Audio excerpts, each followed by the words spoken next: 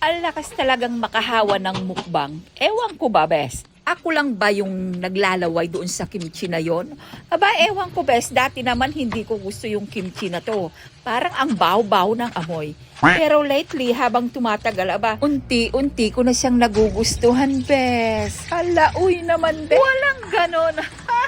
Kung nakita nyo na kanina, hiniwa ko na yung pechay bagyo, tapos naglagay ako ng isang timbang asin. Char! Isang baso lang na asin, bes. Huwag kang masyadong maalat, baka sakit kidney. Hahalu-haluin mo lang na parang ganyan. Tapos, ibabad natin ito ng mga 1 oras siguro.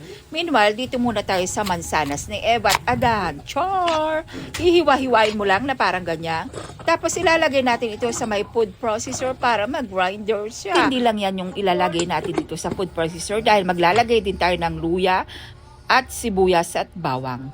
Gagrind mo rin sila na parang ganyan, no, bes? Mapino dapat. Tapos, dito tayo sa pampalapot. Glutinous rice lang yan. Huwag kang sunga-sungaar. Kailangan dapat pakuluin mo muna yung tubig bago mo ilagay yung tinunaw na glutinous rice hanggang sa magiging malapot na parang ganyan. O, diba? Tignan mo, bes. Para siyang naging glow.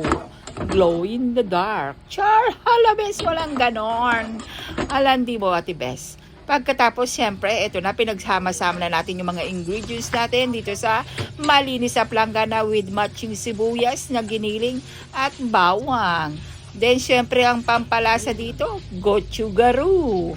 Nasa yellow basket, bes. Bali, naglagay lamang ako dito ng half cup. Tapos, sa halu-haluin, maglagay ng konting sugar at patis. Tapos, syempre, nilagyan ko rin dito ng sesame oil para talagang kimchi talaga ang lasa nito, bes.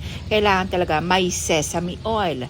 At halu-haluin mo lang na naman na parang ganyan para mag-banding all together yung mga pinag-halo-halo natin. At wag na wag mong kakalimutan yung ating tinunaw na glutinous rice para pampalapot mo, ganon. Tapos syempre, anong gagawin natin dito? Wag lang kapaguran, nakakahalo. Halo ka ng halo hanggat hindi ka napapagod, ganon. Tapos, pag na-achieve mo na to, yung ganito, ganyan, di ba, nakikita mo naman, bes, malapot-lapot na siya ng konti at na-combine na sila lahat. Add ka pa ng konting sesame ng konti para may lasa. Kasi tinikman ko, medyo hindi pa masyadong malasa.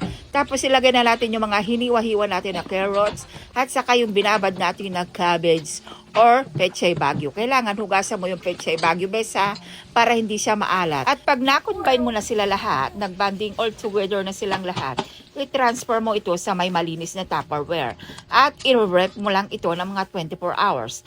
Ayaw ko ng matagal, bes, kasi pag tumatagal ito, umaasim.